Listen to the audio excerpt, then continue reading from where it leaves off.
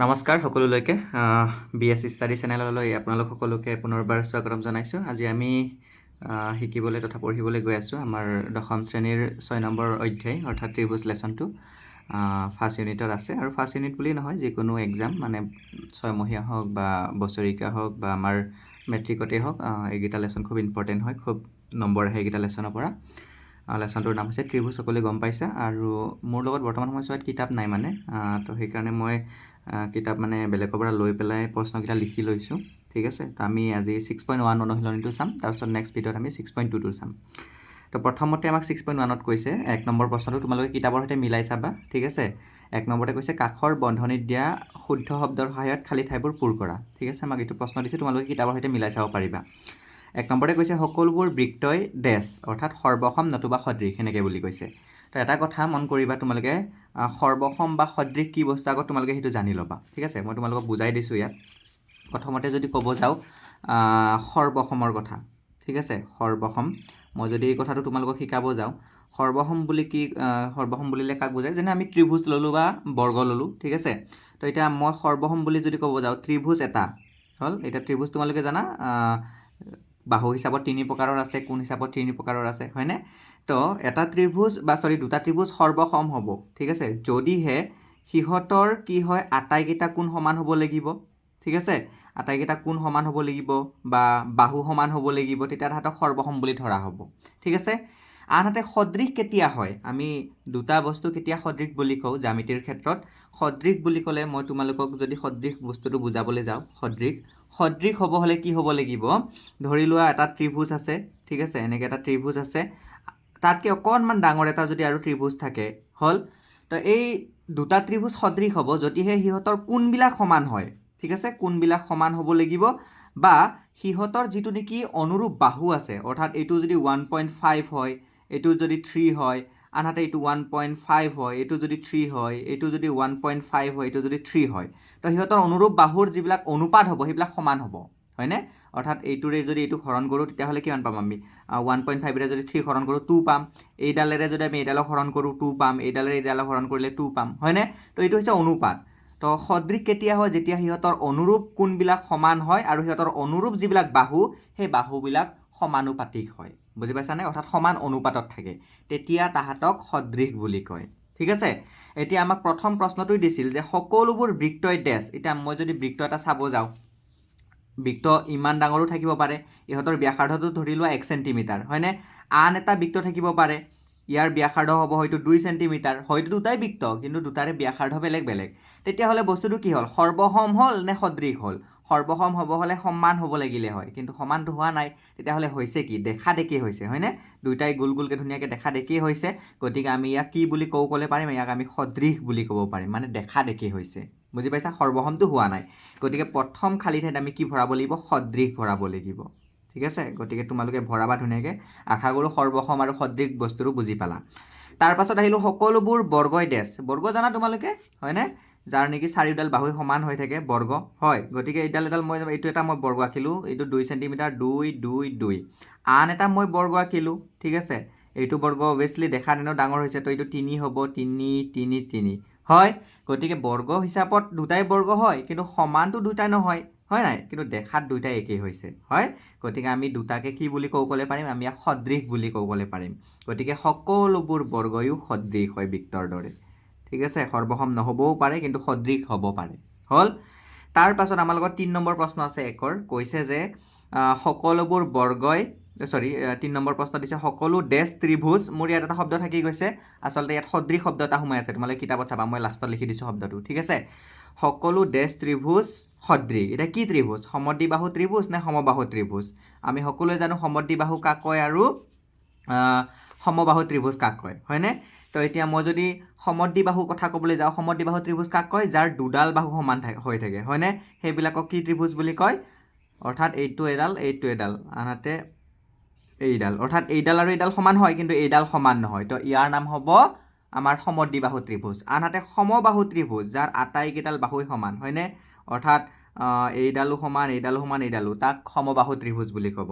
তো এতিয়া কথা হ'ল সমদ্বিবাহু ত্ৰিভুজ, এতিয়া মই এইটো 2 চেণ্টিমিটাৰৰ আকো ক'লে পালোঁ, এইটো 2 চেণ্টিমিটাৰ, তাৰ জেগাত মই আৰু এটা সমদ্বিবাহু ত্ৰিভুজ আকো ক'লে পাৰোঁ, হয়নে। এইটো হ'ল তোমাৰ 3 সেন্টিমিটাৰ, এইটো 3 সেন্টিমিটাৰ, কিন্তু এইটো 2 সেন্টিমিটাৰ। তো এইটোৰ ক্ষেত্ৰত এইটো 2 2 আৰু এইটো কিজানি 3 হ'ব, হয়নে? তো দুটাই সমদ্বিবাহু হয়, কিন্তু দুটাও সদৃশ হোৱা নাই, হয়নে? দেখাত বেলেগ বেলেগ হৈছে অলপ হ'লেও। কিন্তু সমবাহুৰ ক্ষেত্ৰত আটাইকেইডাল বাহু যিহেতু সমান থাকে, দেখাত একেই হয়। এইটো 2 সেন্টিমিটাৰ, এইটো 2, এইটো 2, এইটোও 2, এইটোও 2, এইটোও 2, গতিকে সমবাহু ত্ৰিভুজবিলাক দেখাত সদৃশ হয়। গতিকে সকলো ডেছ ত্ৰিভুজ সদৃশ, গতিকে আমি জানো সমবাহু ত্ৰিভুজ সদৃশ, গতিকে ইয়াত সমবাহু ভৰাব লাগিব। ঠিক আছে? চ' মই ভাবোঁ, আই হোপ তোমালোকে ধুনীয়াকৈ বুজি পাইছা 1 নম্বৰৰ এই 3 নম্বৰলৈকে। 1 নম্বৰৰ 4 নম্বৰ আছে, সমসংখ্যক বাহু থকা দুটা বহুভুজ সদৃশ হ'ব যদিহে সিহঁতৰ অনুৰূপ কোণবিলাক ডেছ আৰু সিহঁতৰ অনুৰূপ বাহুবিলাক ডেছ। খালী ঠাইত দিছে সমান আৰু সমানুপাতিক, অৰ্থাৎ আমি দুটাতে এই দুটা শব্দকো ভৰাব লাগিব। ঠিক আছে? তো মই অলৰেডি তোমালোকক বুজালোঁই যে যিকোনো যদি এটা বহুভুজ সদৃশ হ'ব লগা হয়, প্ৰথম কথা সিহঁতৰ অনুৰূপ কোণবিলাক সমান হ'ব লাগিব। গতিকে প্ৰথম খালী ঠাইত সমান, আৰু সিহঁতৰ অনুৰূপ বাহুবিলাক কি হ'ব লাগিব? সমানুপাতিক, অৰ্থাৎ সেই বাহুবিলাকৰ অনুপাতটো সমান হ'ব লাগিব। গতিকে দ্বিতীয় খালী ঠাইত সোমাব সমানুপাতিক। গতিকে মই আশা কৰোঁ তোমালোকে এইটোও বুজি পাইছা, আৰু মই এইটো প্ৰথমতে বুজাই লৈছিলোঁ তোমালোকক, হয়নে? অৰ্থাৎ সদৃশ হ'বলৈ হ'লে সিহঁতৰ অনুৰূপ কোণবিলাক সদায় সমান হ'বলগীয়া হয়, আৰু সিহঁতৰ যি অনুৰূপ বাহু আছে, হয়নে? অৰ্থাৎ অনুপাত সেইটো সমান হ'বলগীয়া হয়, সমানুপাতিক হ'বলগীয়া হয়। ঠিক আছে? গতিকে আশা কৰোঁ এইটো বুজি পাইছে। আৰু পৰীক্ষাত যে কেৱল এনেকৈ লাইন লাইন আহিব সেনেকুৱা নহয়। কি ঠিক পৰীক্ষাত এই সমানুপাতিকটো আগফালেও দিব পাৰে, সমানটো পিছফালে, কিন্তু প্ৰশ্ন একেটাই ৰাখিব পাৰিছে। ঠিক আছে? তোমালোকে বাছ মনত ৰাখিবা যে বহুভুজবিলাক সদৃশ হ'ব হ'লে সিহঁতৰ কোণবিলাক সমান হয় আৰু বাহুবিলাক সমানুপাতিক হয়। গতিকে এই সমানুপাতিকটো আগফালে থাকিব পাৰিছে, সমানটো পিছফালে, কিন্তু তোমালোকে ভাবি চিন্তি এনচাৰটো কৰিবা। ঠিক আছে? এতিয়া আমি আগবাঢ়ো 2 নম্বৰ প্ৰশ্নলৈ। 2 নম্বৰ প্ৰশ্নত একো নাই, বাছ ধুনীয়াকৈ আমাক দুটামান উদাহৰণহে দিবলৈ দিছে। প্ৰথমটো কৈছে আমাক তলত উল্লেখ কৰা বিলাকৰ দুটা ভিন্ন উদাহৰণ দিয়া। ঠিক আছে? এযোৰ সদৃশ চিত্ৰ, সদৃশ মানে গমেই পালা তোমালোকে, দেখাত একে হ'ব লাগিব, হয় নাই? গতিকে সদৃশ চিত্ৰ যদি মই ক'বলৈ যাওঁ, তেতিয়াহ'লে এযোৰ আমি কি লিখিবলৈ পাৰোঁ? এযোৰ বৰ্গ, হয়নে? বৰ্গ দেখাত একে হ'বলৈ পাৰে, যেনে আমি এনেকৈ এটা বৰ্গ আঁকিলোঁ হ'ল, আন এটা ডাঙৰকৈ আঁকিলোঁ, কিন্তু দেখাতটো দুটাই একেই, বৰ্গ নিচিনাই লাগিছে, হয় নাই? গতিকে এযোৰ সদৃশ চিত্ৰ। আনহাতে আন এযোৰ যদি আঁকিবলৈ যাওঁ আমি, তেতিয়াহ'লে কি লিখিবলৈ পাৰোঁ? এযোৰ বৃত্ত আঁকিবলৈ পাৰোঁ আমি, বৃত্তবিলাক দেখাত সদায় একেই হয়, হয়? গতিকে এযোৰ বৃত্ত এইটো সদৃশ হৈছে, হ'ল। গতিকে আশা কৰোঁ তোমালোকে বুজি পাইছা, সদৃশ হ'লে দেখাত একে হ'ব লাগে যিহেতু, গতিকে বৰ্গবিলাক দেখাত একেই, বৃত্তবিলাক দেখাত একেই, গতিকে এইবিলাক সদৃশ।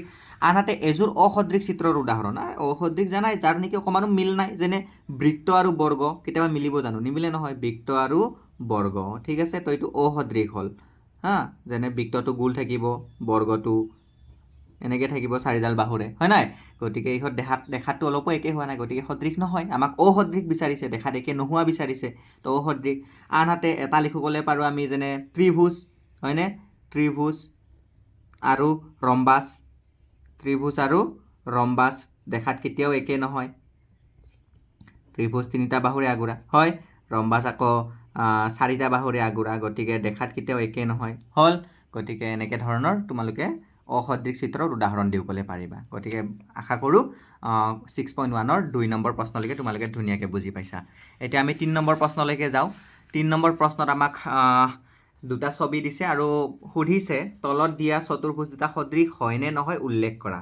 তো প্ৰথমতে এটা ৰম্বাস দিছে, হয়নে? ৰম্বাস সদৃশ 1.5 সেন্টিমিটাৰ, 1.5, 1.5, 1.5 আটাইকেইটা। আনহাতে ইপিনে 3, 3, 3, 3টো এটা বৰ্গ দিছে, হয়। এতিয়া এইকেইটা সদৃশ হয়নে নহয়? বহুতে ক'ব হয়, কিয়? কাৰণ তাহাঁতৰ বাহুৰ অনুপাতবিলাক একেই, হয়নে? অৰ্থাৎ এই SRৰে যদি আমি CD হৰণ কৰোঁ 2 পাম, হা?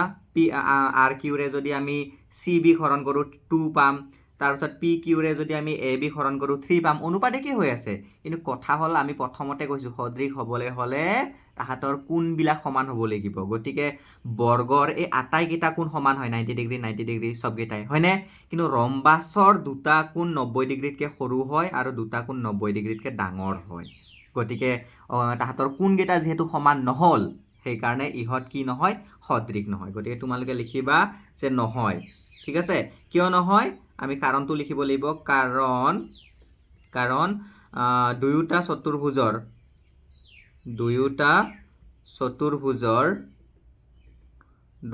চতুৰ্ভুজৰ কোণবোৰ সমান নহয়। বাকী বাহুবোৰ ঠিকে আছিলে, কোণবোৰ সমান নহয়। গতিকে এই কাৰণে আমাৰ চিত্ৰ দুটা সদৃশ নহয়। আই হোপ তোমালোকে বুজি পাইছা। এতিয়া যাওঁ আমি 6.1ৰ 4 নম্বৰ কুৱেশ্যনটো। তলৰ কোনকেইটা নিশ্চিতভাৱে ইটোৰ লগত সিটোৰ সদৃশ, ঠিক আছে, অৰ্থাৎ ইটো আনটোৰ লগত মিলে, সদৃশ দেখা দেখি হয়। যিকোনো দুটা ৰম্বাছ, এতিয়া আমি যদি দুটা ৰম্বাছ চাবলৈ যাওঁ, ঠিক আছে, দুটা ৰম্বাছ জানা তোমালোকে, এতিয়া মই জাষ্ট দেখালোঁ যে এটা এনেকৈ এটা থাকিবলৈ পাৰে, এইটো এটা ৰম্বাছ হয়নে? মই হাতেৰে কিছু ছবিবিলাক ইমান ভাল নহ'ব পাৰিছে, আই হোপ তোমালোকে অকণমান বুজিবলৈ চেষ্টা কৰিবা, অকণমান জল্দিতে কৰিবলগীয়া হৈছেতো। তো দুটা ৰম্বাছ কেতিয়াবা সদৃশ হ'ব পাৰে নে নোৱাৰে? তো নোৱাৰে। কিয় নোৱাৰে? কাৰণ সদৃশ হ'ব হ'লে ক'লোৱেই যে প্ৰথম কথা বাহুৰ অনুপাতবিলাক একে হ'ব লাগিব, ছেকেণ্ড কথা কোনবিলাক সমান হ'ব লাগিব। গতিকে ইহঁতৰ বাহুৰ অনুপাতবিলাক একে নহ'বলৈও পাৰে ৰম্বাছটো, হয়নে? সেইকাৰণে দুটা ৰম্বাছ কেতিয়াও সদৃশ হ'ব নোৱাৰে, মানে কেতিয়াবা পাৰে, মানে প্ৰত্যেকটো সময়তে নোৱাৰে। যিকোনো দুটা সমকোণী ত্ৰিভুজো, এতিয়া মই এনেকৈ এটা সমকোণী ত্ৰিভুজ আকৌ ক'লে পাৰোঁ। সমকোণী ত্ৰিভুজ জানা যায় এটা কোণ 90 ডিগ্ৰী, হয়নে? তো এইটো এটা 90 ডিগ্ৰীৰ হ'ল। আনহাতে মই আৰু এটা এনেকৈ ডাঙৰকৈ আকৌ ক'লে পাৰোঁ, ঠিক আছে? তো এইটো 90 ডিগ্ৰী। তো দুটাই সমকোণী ত্ৰিভুজ হয়, কিন্তু দুটাইটো সদৃশ হোৱা নাই, সেইকাৰণে এইটো হ'ব নোৱাৰে। 3 নম্বৰত C নম্বৰত দিছে যিকোনো দুটা সুষম পঞ্চভুজ। সুষম পঞ্চভুজ বুলি ক'লে 5টা ভুজ, হয়নে? 5টা বাহুৰে আগুৰা হ'ব লাগিব ধুনীয়াকৈ, এনেকৈ আগুৰা হ'ব লাগিব। আৰু সুষম বুলি ক'লে আটাইকেইটা কোণ সমান হোৱা বুজায়, অৰ্থাৎ এইখিনিৰ পৰা এইখিনিলৈকে, এইখিনিৰ পৰা এইখিনি, এইখিনিৰ পৰা এইখিনি, হয়নে? আৰু পঞ্চভুজৰ আটাইকেইটা কোণৰ সমষ্টি জানানে? আটাইকেইটা কোণৰ সমষ্টি হৈছে 540 ডিগ্ৰী, অৰ্থাৎ এইখিনিৰ পৰা এইখিনিলৈকে 108 ডিগ্ৰী হ'ব, এইখিনিৰ পৰা এইখিনিলৈকে 108 ডিগ্ৰী, এইখিনিৰ পৰা এইখিনিলৈকে 108, এইখিনিৰ পৰা এইখিনি 108। তো এনেকৈ এটা সুষম পঞ্চভুজ হ'ব। আন এটা যদি সুষম পঞ্চভুজ আকৌ তাৰোতো একেই ওলাব, কাৰণ সুষম বুলি ক'লেতো আটাইকেইটা কোণ সমান হ'ব লাগে। গতিকে ইয়াৰ লেখীয়াকৈ ছেম টু ছেম আৰু এটা আমি ছবি পাম। গতিকে দেখাত একেই হ'ব তাহাঁতে, সদৃশ হ'ব, বাহুৰ অনুপাত একেই হ'ব তাহাঁতৰ। গতিকে ইয়াত C নম্বৰ এনচাৰটো কাৰেক্ট। যিকোনো দুটা সুষম পঞ্চভুজ সদৃশ হ'বলৈ পাৰে, ঠিক আছে? যিকোনো দুটা সমদ্বিবাহু ত্ৰিভুজ অলপ আগত মই কৰি দেখাইছিলোঁ, এই আমি 1 নম্বৰত পাইছিলোঁ, হয়নে? যে দুটা সকলো ডেছ ত্ৰিভুজ কি কয় সদৃশ বুলি আমি পাইছিলোঁ। তেতিয়া আমি এনচাৰ ভৰাইছিলোঁ সমবাহু, আৰু তাত সমদ্বিবাহু আছিল, কিন্তু আমি সমদ্বিবাহু ত্ৰিভুজ নভৰালোঁ। কিয়? কাৰণ মই প্ৰথমতে বুজাই গৈছোঁ সমদ্বিবাহু ত্ৰিভুজৰ দুডাল বাহু সমান হয়, হয়নে? গতিকে এইটো এটা সমদ্বিবাহু ত্ৰিভুজ। আনহাতে আৰু এটা সমদ্বিবাহু ত্ৰিভুজ আকৌ কৰিলে পাৰোঁ, এইটো এটা সমদ্বিবাহু, কিন্তু দুটাইটো দেখাত একে হোৱা নাই, সেইকাৰণে এইটোও নহ'ব, ঠিক আছে? গতিকে ইয়াৰ D নম্বৰ এনচাৰটো কাৰেক্ট নহয়, ইয়াৰ C নম্বৰ এনচাৰটো কাৰেক্ট। যিকোনো দুটা সুষম পঞ্চভুজ, ঠিক আছে? সুষম বুলি ক'লে আটাইকেইটা কোণ, অৰ্থাৎ পঞ্চভুজটোৰ আটাইকেইটা কোণ সমান হ'ব লাগিব। তো সুষম যদি পঞ্চভুজ হয়, হয়নে? ইটো সিটোৰ লগত নিশ্চিতভাৱে সদৃশ হ'ব, গতিকে C নম্বৰ এনচাৰটো কাৰেক্ট। তাৰপাছত আমাৰ লগত 5 নম্বৰ কুৱেশ্যন, লাষ্ট কুৱেশ্যন আছে 6.1ৰ। তো আমি শেষৰটো কুৱেশ্যনত আহি পালোঁ, আশা কৰোঁ তোমালোকে বুজি পাইছা। 5 নম্বৰ প্ৰশ্নত কৈছে তলৰ উক্তিকেইটা বিবেচনা কৰা। আমাক দুটা উক্তি দিছে, প্ৰথমতে আমি প্ৰথম উক্তিটো বিবেচনা কৰিম। উক্তি 1, যদি এটা ত্ৰিভুজৰ তিনিওডাল বাহু আন এটা ত্ৰিভুজৰ তিনিওডাল বাহুৰ সৈতে সমান হয়, তেন্তে ত্ৰিভুজ দুটা সৰ্বসম। আমি আগতে পাইছোঁ, আমি যিহেতু 10ৰ কথা আমি 10ৰ পঢ়ি আছোঁ, আমি 9তে শিকি আহিছোঁ। আমাৰ ত্ৰিভুজ সৰ্বসম হোৱাৰ আমাৰ নীতি কিছুমান আছে, হয়নে? সৰ্বসম কেতিয়া হয়? আমাৰ যেতিয়া ত্ৰিভুজ দুটা থাকে আৰু দুটা ত্ৰিভুজৰে যদি বাহুকেইডাল সমান হয়, এইডাল 2 ধৰি লোৱা, চব 2 চেণ্টিমিটাৰকৈ, তেতিয়াহ'লে ত্ৰিভুজ দুটা সৰ্বসম হ'ব। কিয়?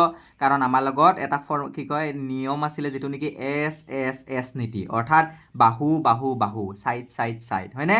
তো বাহু বাহু বাহু ধৰ্ম অনুসৰি ত্ৰিভুজ দুটা আমি সমান বুলি প্ৰমাণ কৰিব পাৰিম, সৰ্বসম বুলি।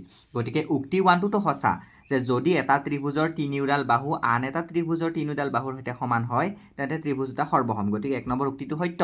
2 নম্বৰত কৈছে যদি এটা ত্ৰিভুজৰ তিনিওটা কোণ আন এটা ত্ৰিভুজৰ তিনিওটা কোণৰ সৈতে সমান হয়, তেন্তে ত্ৰিভুজ দুটা সৰ্বসম হ'ব। এইটোহে অকণমান প্ৰব্লেম হ'ল, ঠিক আছে? কিয়? কাৰণ আমাৰ লগত SSS ধৰ্ম আছে, কিন্তু আমাৰ লগত এই ধৰ্মটো নাই, বুজি পাইছা? সেইকাৰণে কোন সমান হ'লে যে ত্ৰিভুজ সৰ্বসম হৈ যাব, সেনেকুৱা নীতি আমাৰ লগত নাই। গতিকে আমি ক'ব পাৰোঁ যে 2 নম্বৰ উক্তিটো আমাৰ ভুল হৈ আছে, ঠিক আছে? আমি এতিয়া বাচিব লাগে, 1টো শুদ্ধ 2টো অশুদ্ধ। এতিয়া শুদ্ধ বিকল্পটো বাছি উলিওৱা। A নম্বৰত কৈছে 1 শুদ্ধ 2 অশুদ্ধ, গতিকে 1 নম্বৰ বিকল্পটোই শুদ্ধ, ঠিক আছে? 1টো শুদ্ধ 2টো অশুদ্ধ। তো আশা কৰোঁ তোমালোকে এইখিনিলৈকে বুজি পাইছা। 6.1 অনুশীলনী আমাৰ এইখিনিলৈকে আছিলে। গতিকে এইখিনিতে আমি সামৰিছোঁ। আগন্তুক আৰু নতুন ভিডিঅ'বিলাক পাবৰ কাৰণে মোৰ চেনেলটো ছাবস্ক্ৰাইব কৰিব, লগতে লগৰবিলাকৰ লগত শ্বেয়াৰ কৰিব। Thank U.